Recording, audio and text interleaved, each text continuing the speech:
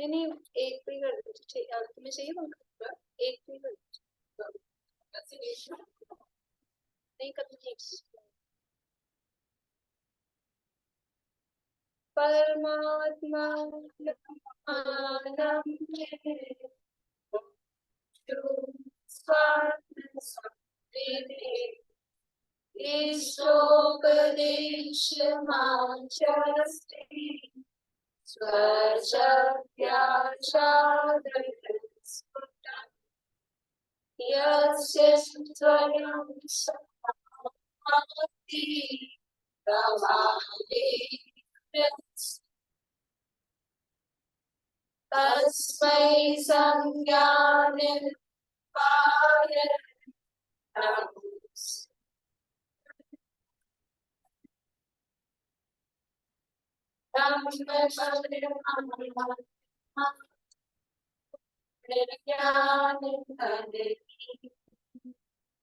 वन्दो परमानन्दं परमशिवानन्दं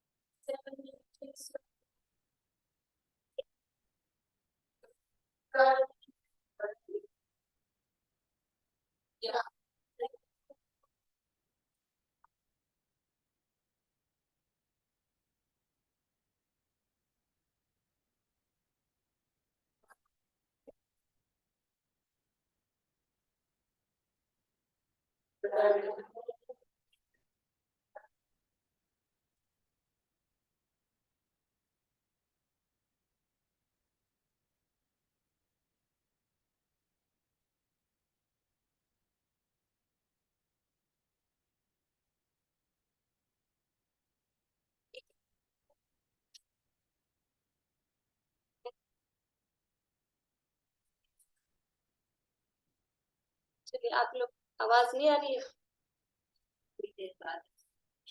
थोड़ी देर बाद ही आती है। चलो जब तक आप लोग 14 नंबर का श्लोक बोलिए सभी लोग। श्लोक श्यामकी ग्रंथ है, आचार्य पूज्यपाद स्वामी द्वारा रचित, और इसके अंतर्गत यहाँ चर्चा चल रही है कि जो भोग सामग्री है वो वास्तव में का कारण नहीं है। जो धन है, भोग सामग्री है, वो जीव उसमें सुख मानता है, लेकिन वो वास्तव में सुख का कारण नहीं। ये जो 14 नंबर के श्लोक का भी पाठ हमने किया कि वहां प्रश्न क्या किया था कि फिर ये संपदा जब दुख का कारण है, पीछे कहा था कि 13 नंबर के श्लोक में कि ये इसको अर्जित करना मुश्किल है, इसको संरक्षण करना मुश्किल है, फिर भी खत्म नष्ट ही होता जाता है, ये संपत्ति इस तरह की है। और वास्तव में ऐसा है कि बुखार हो रहा हो और उसको घी पीकर ठीक करने जैसा। तो फिर शिष्य ने पूछा था कि जब ऐसा है तो फिर लगता क्यों नहीं, हमको समझ में क्यों नहीं आता? पहले भी ऐसे ही प्रश्न किया था कि ये जब विषय भोगों में सुख नहीं है तो फिर जीव को समझ में क्यों नहीं आता है? तो मोहेन समृतम ज्ञानम, ऐसे ही ये धन संपत्ति है, ये कोई सुख का कारण नहीं है, आफत ही है, फिर हमको लगती क्यों नहीं है आफत? क्योंकि दूसरों की विपत्ति दिखती है, खुद की विपत्ति दिखती नहीं। खुद की तो संपत्ति लग रही है कि संपत्ति, वो बात यहाँ कही। और धन तो ऐसा लगता है कि आयु जाए तो जाए, मेरा धन नहीं जाए, प्राण जाए तो जाए, लेकिन धन नहीं जाए। ऐसे जीव को प्राणों से भी ज्यादा ये धन ऐसा प्रिय लगता है। और उस धन को कमाने के लिए क्या तर्क देता है? धन को कमाने के लिए क्या तर्क देता है कि धन होगा तभी तो दान दूंगा, तो दान देने के लिए तो धन कमाना ही चाहिए। तो अच्छा कहो आप, धन कमाना और धन देना अच्छी बात है। तो भी कह रहे हैं दान देने के लिए धन कमाना कैसा है? जैसे कि नहाने के लिए कीचड़ लपेटना, नहाऊंगा तो कीचड़ तो लपेटू। तो वो जो धन कमाने का भाव है वो पाप भाव है, पाप से पाप कभी धुलता नहीं। नया पाप करके पुराने पाप को धोना चाहे तो वो कभी संभव नहीं है। तो जब इसके लिए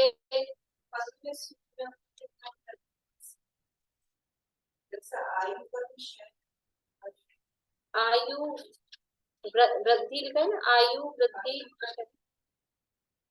तो पीछे धन की बात चल रही है ना, इसीलिए हाँ, पीछे से बात धन की चल रही है इसलिए। तो ऐसे लिया था ना कि ब्याज बढ़ रहा है, ये तो हाँ, उत्कर्ष धन मतलब उत्कर्ष शब्द को ब्याज के लिए दिया है। तो वो उत्कर्ष शब्द से वो ब्याज कहाँ से बढ़ेगा, धन का, उससे होगा। तो फिर अगर ठीक है, आचार्य देव ने इसके लिए तो मना कर दिया। इसके लिए मना कर दिया कि दान देने के लिए धन कमाने की कोई जरूरत नहीं। कह दिया तो हमको दान नहीं चाहिए, दान देने के लिए धन कमाने की जरूरत नहीं, मत कमाओ धन। अब क्या करें, धन तो कमाना है, अब क्या करें। तो बोलता है कि हमारी जो भोग की सामग्री है वो तो धन से आएगी, इसके लिए तो धन को अच्छा कहो, इसके लिए तो उसको बढ़िया कहो, श्रेयस। अच्छा, पहले तो आपने धिक्कार कहा था, धिक्कार है ऐसे धन को, लेकिन हमारी जो भोग की जो सामग्री है वो सब तो धन से ही प्राप्त होती है, तो उसके लिए तो धन अच्छा है ना, ये हम अपना जीवन कैसे यापन करेंगे। तो उसके लिए यहाँ कहा कि ये जो भोग की सामग्री जो तुम धन से कमाना चाह रहे हो, वो सामग्री कैसी है, वो विषय भोग कैसे है, वो आरंभे, देखिए पढ़ते हैं, 17 नंबर का श्लोक है, श्लोक और पद्यानुवाद दोनों ही पढ़ते हैं। और पेज नंबर क्या है, 41 नंबर पेज है, श्लोक नंबर 17। आरंभे तापुल्कान् प्राप्तावतृप्ति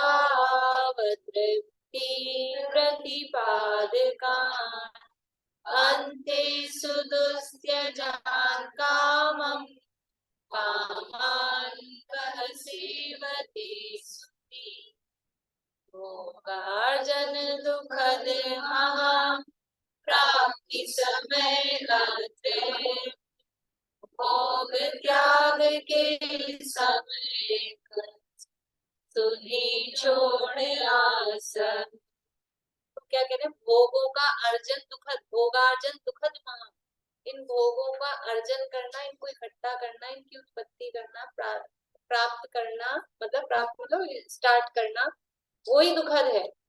भोगों का अर्जन दुखद है क्योंकि भोग भोगने के लिए जो भी प्रोसेसिंग या खेती से स्टार्ट किया था वही दुखदाई है, वो दुखद है। और प्राप्ति समय अतृप्ति, तो कल अपन ने टीका पढ़ी थी कि प्रारंभ में दुखद है लेकिन जब हमको मिल जाता है तब तो आराम अच्छा लगता है ना। शुरू में मेहनत लगती है आंटी डोसा बनाने में शुरू में मेहनत लगती है, 3 घंटे कुछ भी बनाओ, चूरमा दाल बाटी बना लो तो 2-3 घंटे 4 घंटे लगते हैं, लेकिन जब खाते हैं तब तो तृप्ति आनंद आता है ना। तो कह रहे हैं कि भोगते समय भी वो तृप्त नहीं है क्योंकि तृप्ति होती ही नहीं। हाँ, विषय भोगों से जीव कभी तृप्त होता ही नहीं है, तो वो प्राप्ति समय भी वो अतृप्ति करने वाले हैं, तृप्ति होने वाली नहीं है। खाते जाओ खाते रहो, ये तो इतनी हैवी चीजें होती है ना, अब सर्दियों के दिन आगे बनेंगे चूरमा, तो वो क्या होता है थोड़ा भी 2 गाज भी ज्यादा खा लो तो ऐसा लगता है जिंदगी में कभी नहीं खाएंगे ऐसी स्थिति हो जाती है। कोई भी चीज की कभी ओवर हो जाए ना जरा सा भी, तो ऐसे अतृप्तिदायक वो होता है। तो अब फिर आगे अपने को पढ़ना है कि ठीक है, प्राप्त के समय कष्टदायक है और अब मिल गया तो तृप्ति नहीं हो रही, लेकिन बाद में तो ठीक है ना, लास्ट में तो कह रहे हैं उसको तृप्ति नहीं हो रही फिर भी उसको भोग त्याग के समय कष्ट, एक बार जो भोग भोगना चालू करते हैं तो उसको छोड़ते समय बहुत कष्ट होता है। पूरे साल भर एकासन नहीं करो और फिर 14 के दिन एकासन करो तो ऐसे होता है दिन में तारे नजर आने लगते हैं एकासन में। और पूरे साल भर उपवास मत, उपवास तो नॉर्मली करते भी नहीं है, लेकिन फिर भी अगर एकासन का भी अभ्यास नहीं है सीधे के सीधे उपवास करते हैं तो वो कष्टदायक होता है। पहले से ऐसे होते, कल तो उपवास है, कल तो उपवास, मतलब वो इतनी आकुलता। जो चलो वो चौदस का तो थोड़े बड़े, मतलब बड़े भी समझदार होके करते हैं। ये जो लोग सुहाग दशमी का करती है ना, नई नई बहुएं, तो इतनी आकुलता होती है, मतलब मैंने देखा हुआ है। अब वो सासू जी दिला देती हैं कि करना है ये उपवास। अब वो इतनी आकुलता 10 दिन पहले से ही, उपवास है उपवास है, और पहले से ही उसके, मतलब उपवास वाले तो पित्त पड़ेंगे बाद में, उसकी टेंशन में ही पित्त पड़ने लगते हैं, ऐसी स्थिति होती है। तो वो, मतलब उसकी बात ही वो, क्योंकि त्याग करना, वो भोग है ना, भोजन का त्याग करना, वो कष्टदायक लगता है, छोड़ना मुश्किल लगता है। कोई भी चीज, षड रस, रस त्याग करके भोजन करते हैं, तो कल मीठा नहीं खाना, तो थोड़ा आज ही ज्यादा चीजें खा के, कल नमक नहीं खाना, कल घी नहीं खाना, तो आज जरा अच्छे से, आज अच्छे से खा लो मंगलवार को, और फिर बृहस्पतिवार को भी फिर मोइन की रोटी बना, बुधवार को घी नहीं खाना। तो छोड़ना मुश्किल पड़ता है। हाँ, आसक्ति रहती है, और ऐसा अंदर से ही वो ऐसा रहता है कि कैसे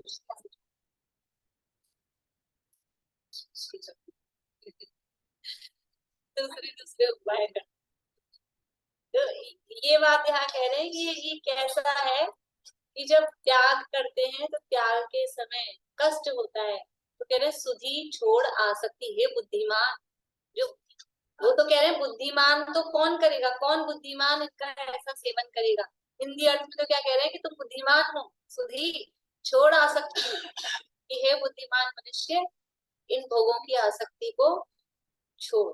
देखिए कल अपन ने टीका पढ़ ली थी, आगे पढ़ना है अपने को। 43 पेज नंबर है 43। ज्ञानार्णव का हो गया था अपना, ज्ञानार्णव के बाद में ज्ञानार्णव ने कहा था कि जैसे जैसे इच्छित भोगों भोग प्राप्त होते हैं, वैसे वैसे मनुष्य की तृष्णा बढ़कर संपूर्ण विश्व में फैल जाती है। तो ये बहुत ही गहरी बात है कि हम सोच रहे हैं भोग प्राप्त हो जाएंगे। कल पूछ रहे थे रेणु जी कि भोग नहीं मिलेंगे तो फिर तो वो रह जाती ना इच्छाएं, अतृप्ति रह जाती है, फिर वो मन में वैसे रहती है। लेकिन भोग जैसे जैसे मिल रहे हैं, वैसे वैसे वो अतृप्ति और बढ़ती है।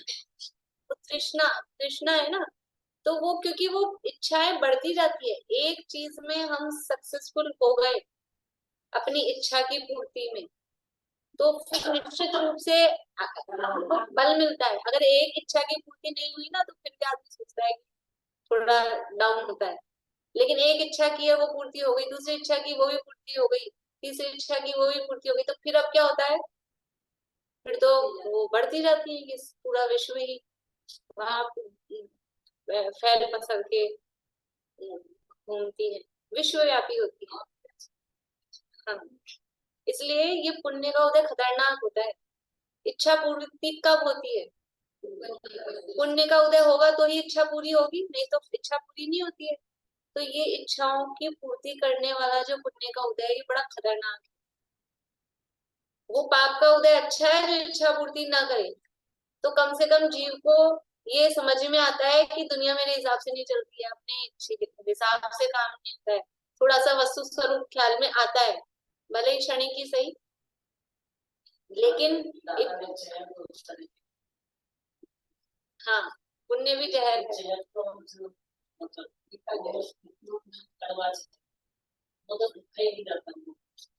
एक जो मीठा जहर है ना, खाने में तो मीठा लगता है, लेकिन उससे मरेगा ही मरेगा ही। मीठा जहर है पुण्य। शहद लपेटी तलवार दिया है ना उदाहरण, वेदनीय कर्म के लिए शहद लपेटी तलवार, तो वो शहद तो आएगा मिठास, लेकिन तलवार है, जीभ काटेगी।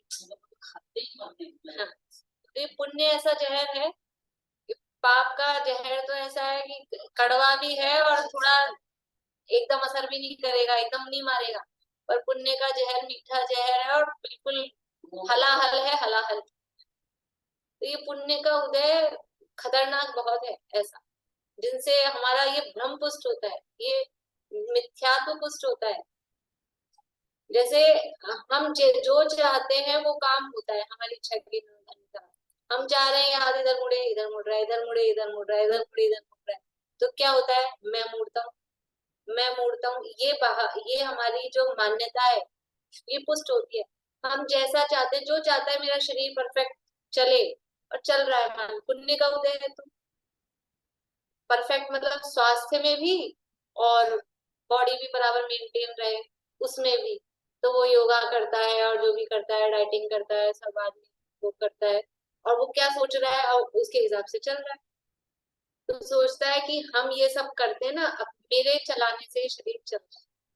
तो ये मान्यता, ये मिथ्यात्व, ये पुष्ट हो रहा है पुण्य के उदय में। और जो खूब डाइटिंग भी करे, खूब योगा भी करे, लेकिन फिर भी भूले ही जाए, तो उसको ये तो समझ में आता है कि अपनी नहीं चल रही है। समझना चाहे तो उसके लिए चांस है, वो पाप का उदय ठीक है, कहीं चांस तो है, पर इस पुण्य के उदय में बहुत मुश्किल होती है। बच्चे हमारे बिल्कुल अनुकूल हो, अच्छा है, थोड़ी बहुत प्रतिकूलता रहनी चाहिए, सच में। प्रतिकूलता भी अच्छी है, जैसे दाग अच्छे है ना तो कहते हैं, वैसे प्रतिकूलता भी अच्छी है थोड़ी बहुत, क्योंकि बिल्कुल ही अनुकूलता होती है तो हमको, हमारा दिमाग काम नहीं करता है कि ये दुनिया अपने हिसाब से नहीं चलती, ऐसा लगता है सब अपने हिसाब से ही तो चलता है, भ्रम पुष्ट होता रहता है। तो थोड़ा बहुत प्रतिकूलता रहे तो भ्रम तो वो उनका उदाहरण आता है गुरु गोपाल दास जी बरैया का। उनकी जो पत्नी थी, हाँ, तो बहुत ही प्रतिकूल थी उनकी पत्नी। तो वो बोलते थे अच्छा है, तो बोले ये नित्य वैराग्यदायिनी है, कि कोई अच्छी होती, मेरी आज्ञा में चलती और मेरा कहना मानती, तो मैं उसके मोह में पड़ा रहता।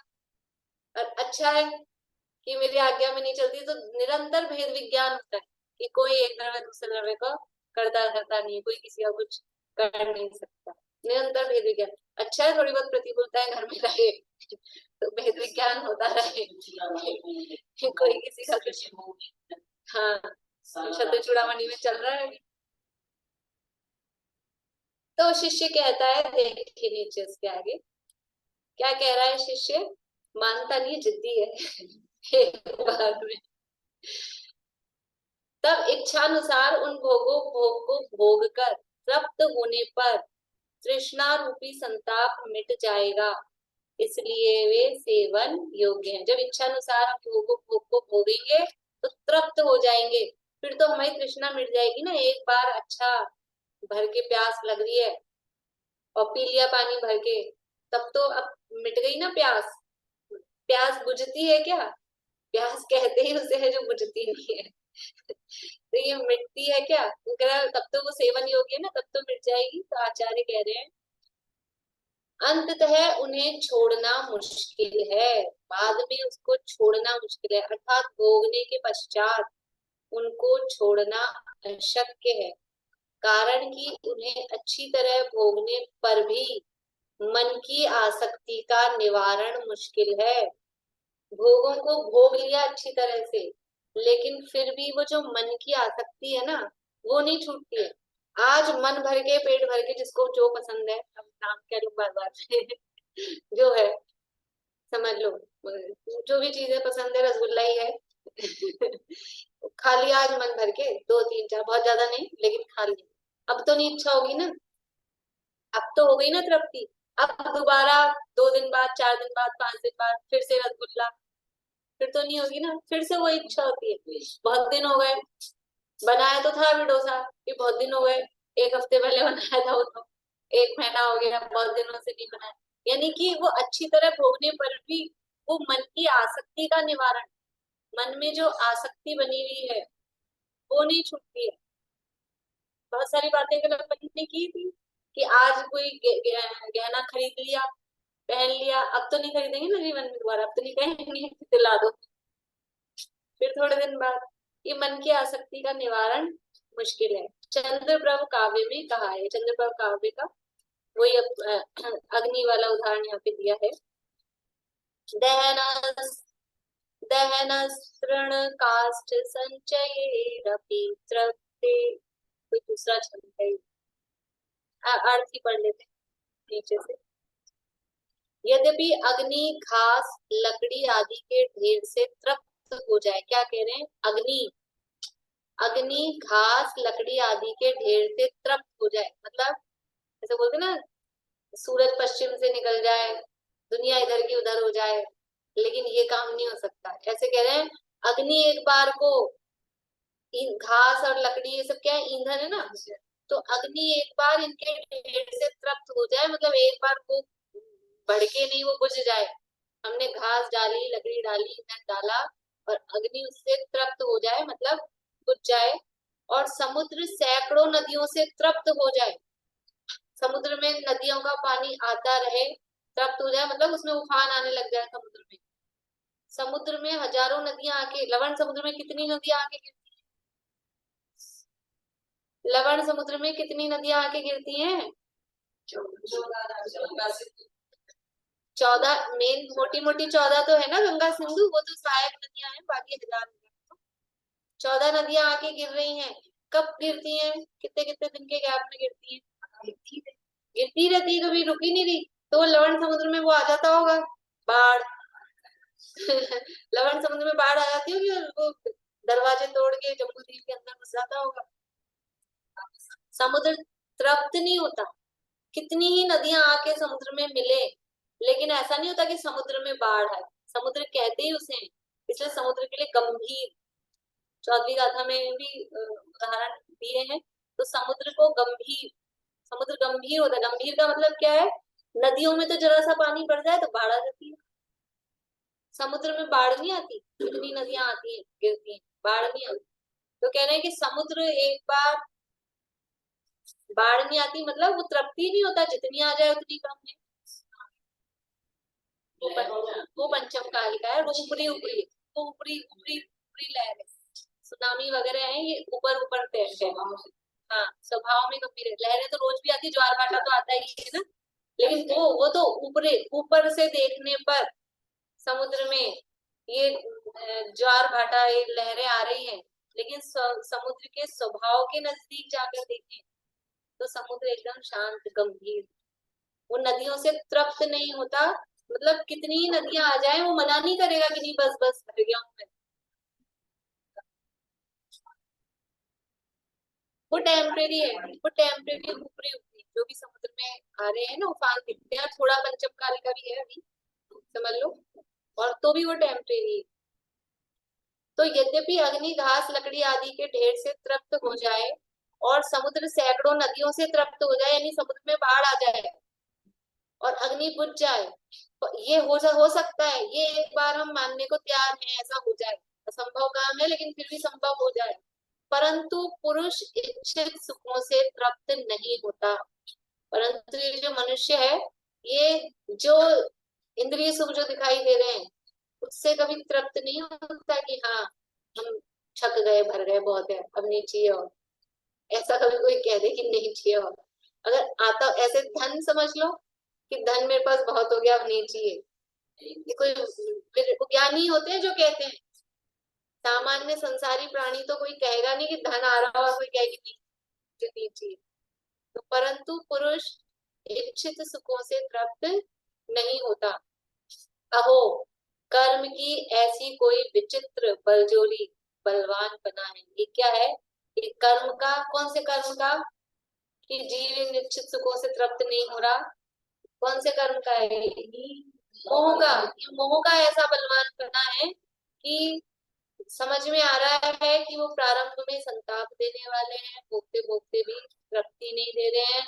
छोड़ना जिसको मुश्किल है, जिसके चंगुल में फंसता जाता है, फिर भी वो छूटते नहीं, तृप्त नहीं होता। ये ऐसा मोह की महिमा, मोह की महिमा लिखी है मोक्षा प्रकाशक। ये ऐसे हाँ, इसीलिए संसारी है, इसीलिए संसारी है कि वो छोड़ नहीं पा रहे। तो यद्यपि अग्नि यद्यपि ईंधन से तृप्त नहीं होती है, लेकिन एक बार वो हो जाए, ये हम मान ले, असंभव बात भी संभव हो जाए, सूरज पश्चिम से उग जाए, लेकिन ये मनुष्य, ये अपनी इच्छाओं की पूर्ति जो हो जाए और से तृप्त हो जाए कि बस अपनी, ऐसा संभव ही नहीं है। अहो कर्म की ऐसी कोई विचित्र बलजोरी, बलवान बना। और भी कहा है, और भी आगे कहा है, किमपीदं विषयमयं विषमति विषमं पुमानयं येन प्रसभमनुभूयमानो भवे भवे नेव चेतयते। क्या कह रहे हैं? अहो यह विषय रूपी विष कैसा अति विषम भयंकर है। ये विषय, विषय मतलब विषय भोग, ये विषय भोग कैसे हैं? विष के समान है। ये विषय भोग रूपी विष कैसा विषम। देखो पहले तो विष कह रहे हैं, अब विष क्या कोई सम होगा क्या? विष तो विषम ही होगा, लेकिन फिर भी कह रहे हैं वो इतना मतलब एक तो जहर हो, सामान्य जहर हो छोटा मोटा, पर ये जहर भी कैसा है? अत्यंत विषम भयंकर। ये विषय रूपी विष कितना अति विषम भयंकर है कि जिससे यह पुरुष उसका भाव भाव में अनुभव करने पर भी, विषय सुख के अनुभव से उत्पन्न होते हुए दुखों का अनुभव करने पर भी उसका मन चेतता ही नहीं है। भाव भाव में उसमें आता है 12 भावनाओं में, हाँ भाव भाव में सुरपद भी पाई और हो गई, हाँ बहुत सारे वैराग्य भावना में 3-4 बातें आती है कि हमने क्या क्या नहीं किया पिछले भवों में, कौन सा इंद्रिय जनित सुख है जो नहीं प्राप्त किया, सब प्राप्त किया। अब पिछले भवों की किसको याद? तो पता नहीं किया नहीं किया, आप शास्त्रों में लिखा है कह रहे हो आप, ऐसे बहलाते हो कि इस भाव में क्या क्या नहीं किया। इस भाव का तो याद है ना, इस भाव का तो याद है, सब सुनाते हैं अपने बचपन में, हम ये करते थे वो करते थे और ऐसे करते। जिन्होंने छोड़ दिए ना वो भी याद तो वो करते हैं, याद करके बताते हैं अब हमने सब छोड़ दिए, पहले हम ऐसे पे हम भी ये खाते थे वो खाते थे और ऐसा बढ़िया लगता था और ऐसे जाते थे। कैसे सासू जी से जुड़ू के पिक्चर देखने जाते थे। सब सुनाते हैं। तो कौन से ऐसे भोग हैं जो नहीं भोगे? सब भोगे। और ये समझ में आता है कि वो विषय है, वो भयंकर है, उनका फल क्या है वो समझ में आता है, लेकिन फिर भी वो मन चेतता नहीं है। विषय भोगों का कष्ट सामने दिखता है, खुद का नहीं दिखता तो दूसरे का तो दिखता है ना। लोगों की कैसी कैसी स्थितियां होती है, समझ लो हॉस्पिटल में जाओ, कुछ लोग बीमार पड़े, किसी की किडनी फेल है, क्यों फेल हो गई? साहब बहुत शराब पीता था ये व्यक्ति, किसी के लंग्स खराब है, क्योंकि बहुत स्मोकिंग करता था। वो दूसरे को देखता है फिर भी खुद नहीं छोड़ता है, खुद नहीं छोड़ता है कि ये काम करने से, बहुत टीवी देखने से, बहुत ये काम करने से ये बीमारियां हो रही हैं इनसे, लेकिन चेतते हैं क्या? नहीं चेतते हैं। ये जो विषय, विषय रूपी विष कैसा अति विषम भयंकर है, कितना भयंकर है। कल मैंने उदाहरण दिया था दादा का, रिश्तेदार का, वो अमरूद उनको नुकसान करता था, फिर भी इसी भाव में पता है ना खुद के साथ ही कि ये एक अमरूद खाऊंगा ये तो ये मेरी क्या हालत होगी, लेकिन फिर भी डायबिटीज वाले होते हैं, पता है ये मिठाई नुकसान करेगी, लेकिन फिर भी रहा। अरे वो तो नुकसान की बात छोड़ो, कोई समस्या हो जाती है ना, ये समझ लो नर्व्स की जो भी प्रॉब्लम्स है, तो एक्सरसाइज बताते हैं, फिजियोथेरेपिस्ट के पास जाओ, डॉक्टर्स के पास जाओ, एक्सरसाइज ही उसका उपाय है।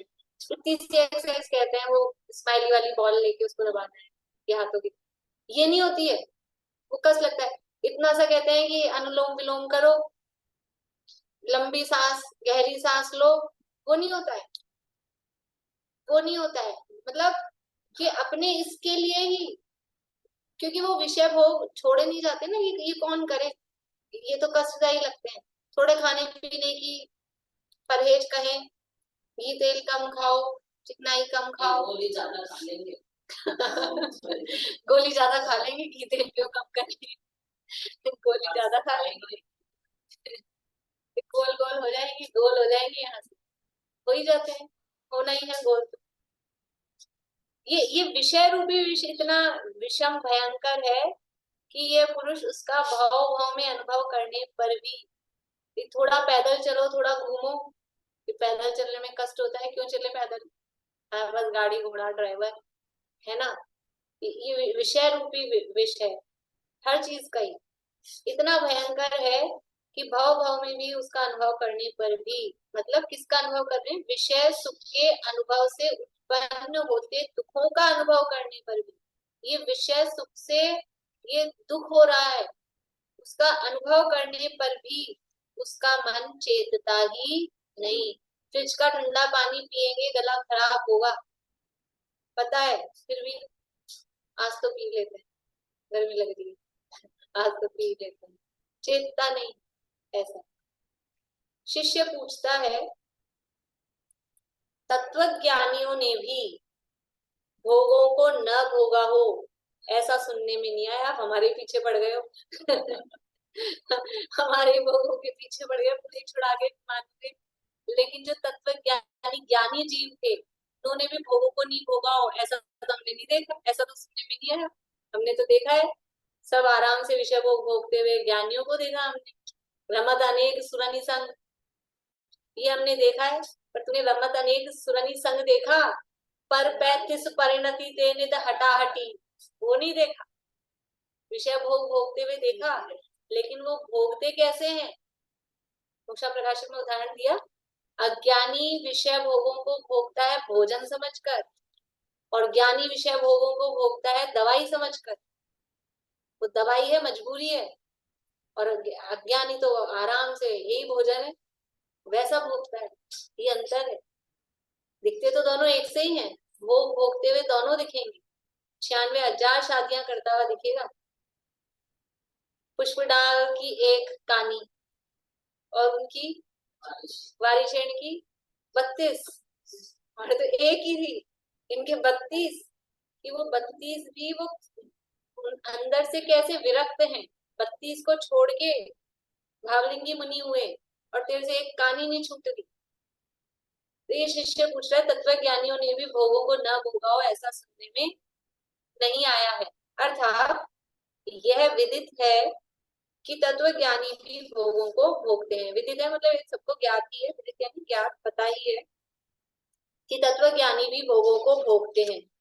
तो कौन बुद्धिमान भोगों का सेवन करेगा, भोगेगा, ऐसे उपदेश में किस प्रकार श्रद्धा की जाए। जो आपने उपदेश दिया है ना, कौन बुद्धिमान भोगों का सेवन करेगा, कह सेवते सुधी, कह सेवते सुधी का है ना, कौन बुद्धिमान, इसी श्लोक में कह सेवते सुधी, कि कौन बुद्धिमान इन भोगों को भोगेगा। तो हमने तो बुद्धिमानों को देखा है, तत्वज्ञानियों को, बुद्धिमानों को ही देखा है भोग भोगते हुए, और आप कह रहे हो कौन बुद्धिमान भोगेगा। आपकी बात आपसे ही कट रही है, आपको ध्यान नहीं, आप अभी भी क्या कह के आए हो और अब क्या कह रहे हो, आपको ये ख्याल नहीं है। समझ में आया प्रश्न? शिष्य पूछता है, तत्वज्ञानियों ने भी भोगों को न भोगा हो, ऐसा सुनने में नहीं आया। अर्थात यह विदित ही है कि तत्वज्ञानी भी भोगों को भोगते हैं।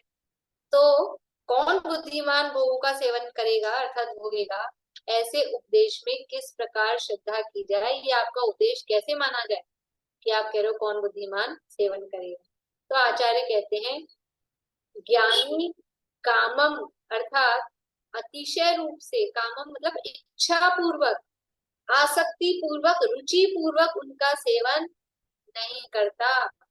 यानी ज्ञानी भोगों को भोगता हुआ दिख रहा है, इसीलिए कहा ना, दवाई की जैसे, दवाई जो लेता है तो वो क्या रुचि पूर्वक दवाई लेता है, दवाई के लिए लड़ता झगड़ता दिखे, दवाई खत्म हो जाए तो दवाई कहाँ है, दवाई नहीं दी टाइम पे, दवाई नहीं दी, खत्म हो गई, लेकिन फिर भी रुचि नहीं है दवाई में, दवाई में आसक्ति नहीं, अंदर से तो ये है कि कब छूटे।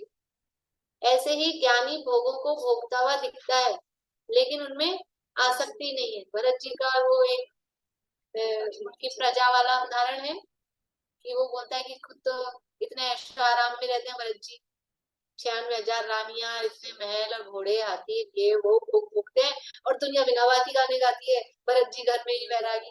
मतलब जबरदस्ती अपने ठोक रखी है इन्होंने, इतने भोग भोगते हैं, ऐसे तो खीर खाते हैं गजब की इतने सारे रसोई लगा रखे हैं, और फिर भी दुनिया गाने गाती है कि भरत जी घर में ही वैरागी। मतलब भरत जी के सामने ये गाने चलते थे उनके सामने, मतलब ये प्रसंग लिखा है, वो तो ऐसा नहीं, लेकिन वो लिखा है ना प्रसंग, तो उनके सामने ही बात चलती होगी, तभी तो फिर लोग कहते होंगे कि घर में ही वैरागी, चर्चे चलते होंगे दुनिया में ऐसे कि घर में ही वैरागी है। तो आ गया एक आदमी आ गया नहीं? वो तो उनके कानों की इतनी शक्ति होती है ना, सुन लिया उन्होंने कि क्या बात कर रहा है, तो बुला लिया, आजा भाई कि तुझे मेरे भोग देखने, कि भोग देख कि तेल का कटोरा है भरा हुआ, तेल का कटोरा भरा हुआ है, जाके देख के आ सारे भोग, पूरे रनबास में के आना, अच्छी तरह देख के आना। लेकिन ये दो सिपाही खड़े हैं तलवार लिए हुए, एक बूंद भी गिरी अगर तो गर्दन अलग हो जाएगी धड़ से। घूम घाम के आ गया, फिर पूछा भैया क्या क्या देखे, क्या देखा? मौत दिख रही थी। भोगों में कहा दिमाग था, मौत दिख रही थी। तो ऐसे ही ज्ञानी भी, भरत जी ज्ञानी, ज्ञानी भी भोगों को भोगते हैं। इतने महल, रंग महल, रानियां, भोग भोग, भोजन भोजन सब दिख रहा है, लेकिन उनको उसके समय भी क्या दिखता है? मौत दिखती है कि विषय भोग में मौत है वास्तव में। ये अपने आत्मा का स्वरूप नहीं है। ये भोगने में, भोगने का भाव, वो भाव ही खोटा है। मैं भोग सकता नहीं हूँ, ऐसी मान्यता अंदर से पड़ी होती है। तो अत्यंत अरुचि पूर्वक, अत्यंत अरुचि पूर्वक गुरुदेव के प्रवचनों में उदाहरण आता है, पहले भी सुनाया था मैंने। एक सेठ जी थे और भोजन में चूरमा ही खाते थे, चूरमे का लड्डू, वही भोजन में खाते थे। अब जवान बेटा मर गया, अब भोजन बन रहा है तो क्या बन रहा है? भोजन वही है, जैसे हम रोटी खाते हैं वैसे वो वही खाते थे।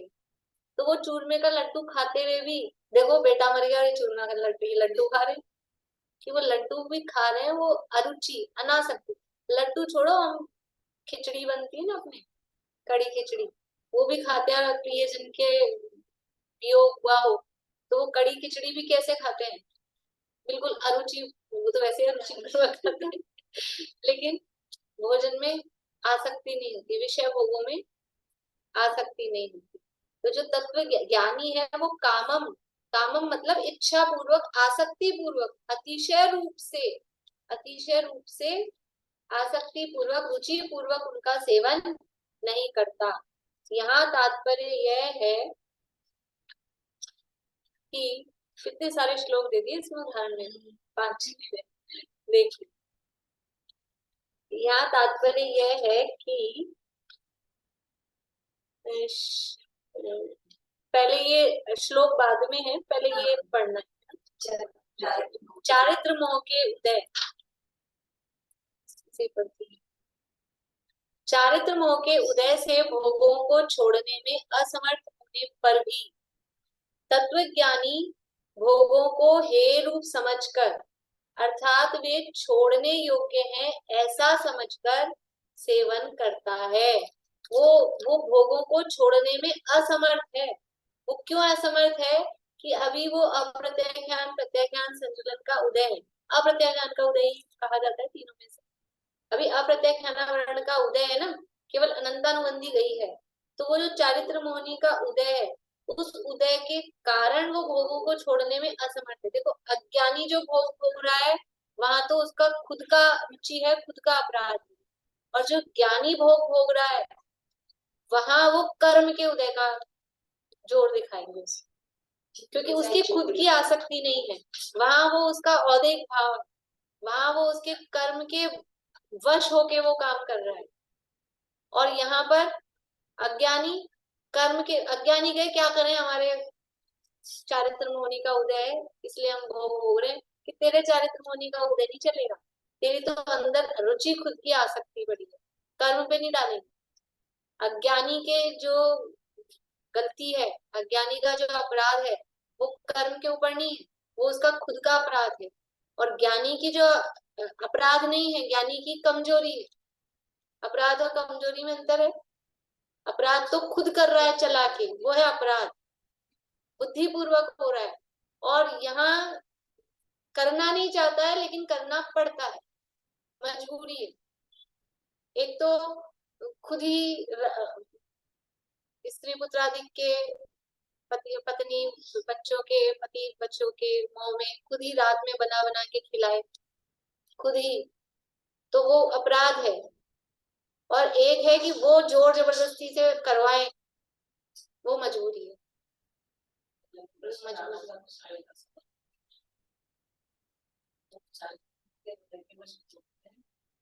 लेकिन छोड़ने में एक टाइम भी नहीं लगाते थे। हाँ तो बिल्कुल, इसलिए वो छोड़ते तुरंत छूटता, आसक्ति नहीं है ना, इसलिए उनको छोड़ने में देर नहीं लगती है।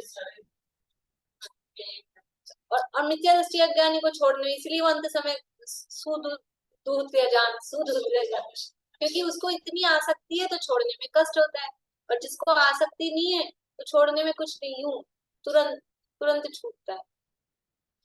देखिए खाली थोड़ा सा पढ़ के फिर श्लोक तो कर लेंगे।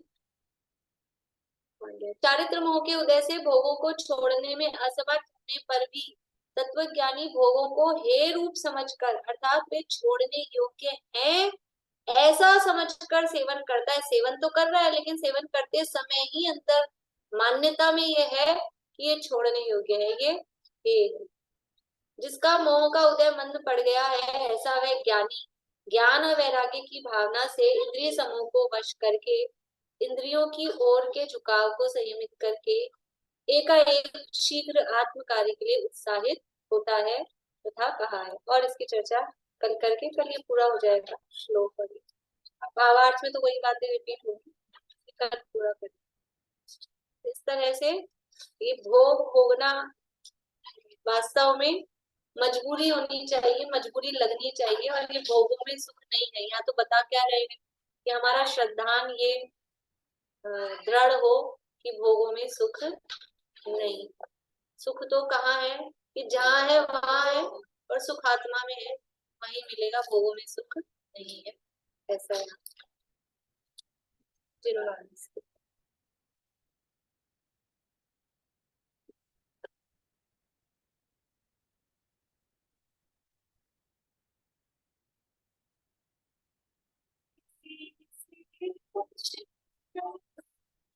जीवन